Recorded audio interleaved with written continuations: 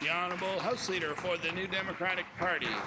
Mr. Speaker, my question is for the Minister of Finance. Today marks 31 days since Hurricane Dorian hit and since the infamous crane from the building under development by Waddy Fairs crumpled onto South Park Street.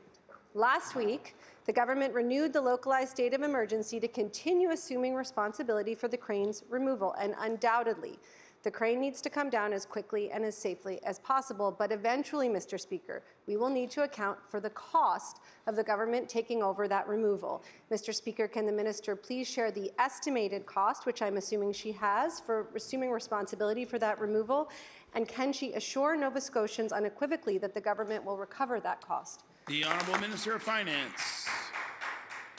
Thank you, Mr. Speaker. And to the member's question, we made it very clear that declaring a localized state of emergency in that particular area was designed solely and initially for protection of people and property. We stand by that.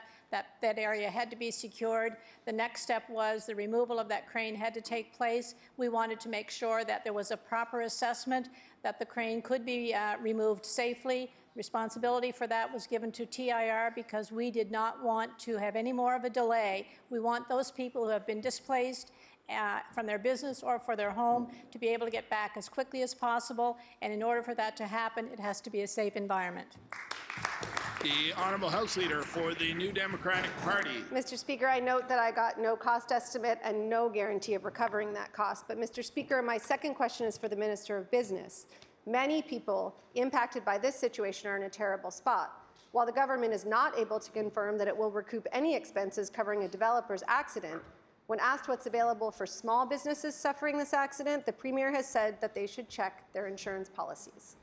Not all of the small business owners affected have business interruption insurance, the only type that would cover this, and if they do, it is limited. Revenue has ceased for those businesses, Mr. Speaker, for 31 days, but they still have rent, wages, utilities, and inventory to pay. Mr. Speaker, can the minister tell us what support is available for these small businesses who may be on the hook for thousands of dollars in costs related to the crane collapse?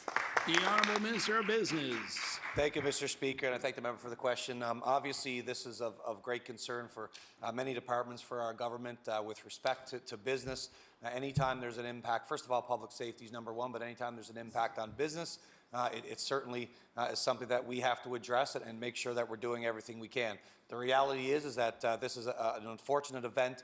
Insurance is at play in terms of what can be recouped. The conversations are ongoing around business with my department and what potential role we have.